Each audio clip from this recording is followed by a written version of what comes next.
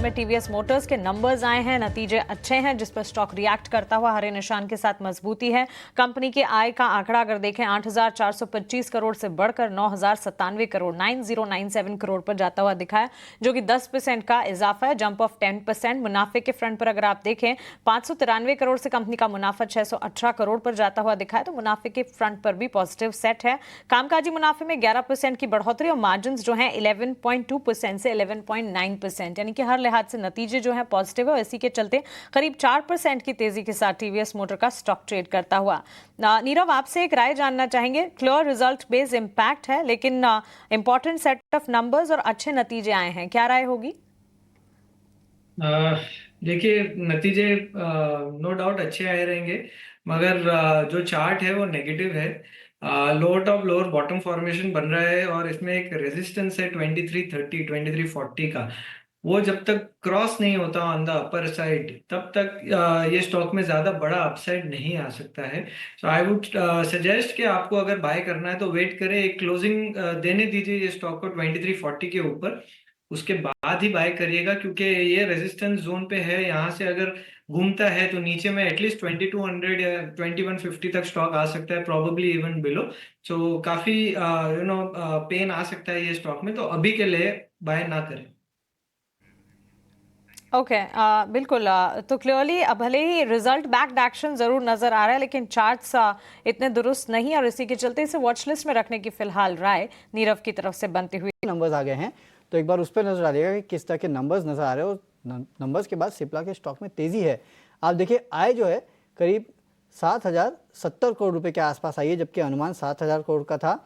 और कंपनी का मुनाफा जो है एबिटा 1747 करोड़ रुपीस पे आया है, ये ऑलमोस्ट एज पर एस्टिमेट है।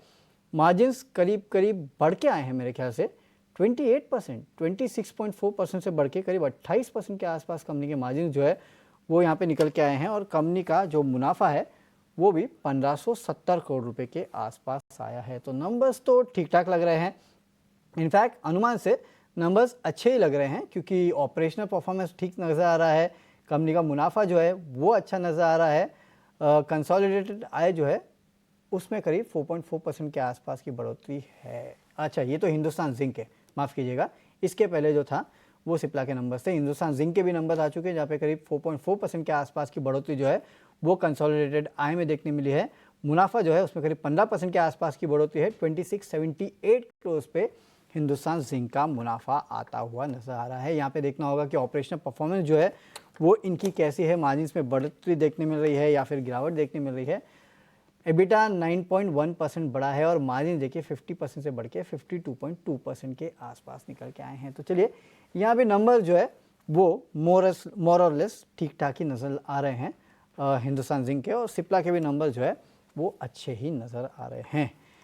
एक काम करते हैं, हमारे गेस्ट से इन दोनों पे राय ले लेते हैं कि ये दोनों स्टॉक्स कैसे लग रहे हैं। कुणाल जी, सिप्ला और हिंदुस्तान जिंक दोनों के नंबर आ चुके हैं, बताइए सर किस तरह का ट्रेड बन रहा है इन स्टॉक्स में। सबसे पहले सिप्ला की बात कर लेते हैं। फिलहाल 1460 के अराउंड है और नंबर के बेस पे आज अच्छी खासी मोमेंटम फिलहाल स्टॉक दे रहा है, लेकिन कहीं ना कहीं थोड़ा सा वेट एंड वॉच करके चलने की सलाह है, क्योंकि आप देखिए कि ऊपरी लेवल पे 1465 के अराउंड स्टॉक के पास एक रेजिस्टेंस है, और पहले ही ये स्टॉक ने 1465 का रेजिस्टेंस फेस करने के बाद निचले लेवल पे 1380 तक के लो बनाए थे।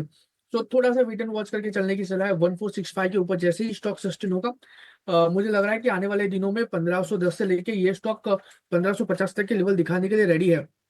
सो 1465 का जो लेवल है उसको ध्यान में रखना चाहिए। और हिंदुस्तान जिंक की बात कर लेते हैं। फिलहाल स्टॉक देखने जाए तो 445 के अराउंड ट्रेड कर रहा है, और फिलहाल स्टॉक में फर्दर गिरावट भी देखने को मिल सकती है, और गिरावट पे 430 से लेके 415 तक के भी लेवल हमें दिखा सकते हैं।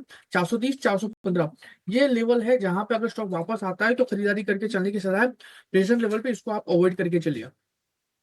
ठीक है, तो ये है राय इन तमाम स्टॉक्स पर आपको कुणाल जी की तरफ से मिलती हुई।